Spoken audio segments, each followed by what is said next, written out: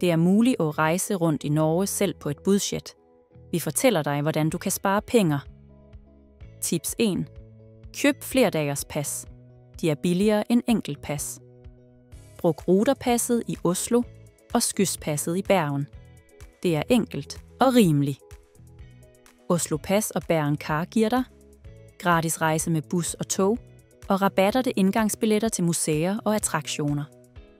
Tips 2. Fiskemarkederne i Oslo og Bergen tilbyder smagfuld sjømat til rimelige priser. Uden for turistområdene finder du små caféer, som serverer fersk fisk. De er mye billigere end vanlige restauranter. Tips 3. Du kan leje kajak eller supébræt fra private selskaber eller direkte på campingpladser. Forvent at betale rundt 200-300 kroner per dag. Prisen bliver bedre, hvis du lejer bil i mere end 24 timer.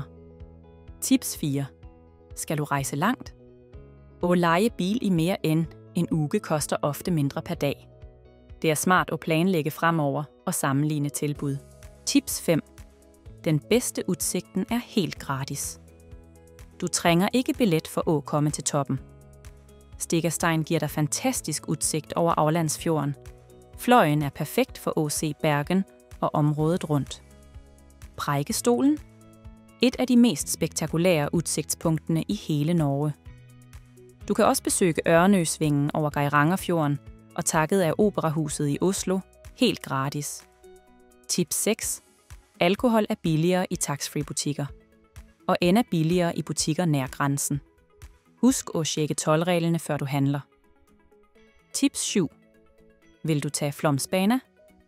Bestil på forhånd. Der kan du få op til 30% rabat. Tidlig bestilling, Shams store besparelser. Lifehack 8. Ikke glem at tage med noget at spise på vejen. En termos med varm mat er ideel for rejser. Praktisk, varmt og billigt. Lifehack 9. I Tromsø og Alta er busbilletter rundt i regionen billigere end fly. Bestil på net og få 30-40% rabat. Lifehack 10. Nordlys er helt gratis. Bare kom der bort fra bylysene. De bedste stederne: Tromsø, Lofoten, Senja og Alta. Læs mere i artiklen. Linken finder du nedenfor.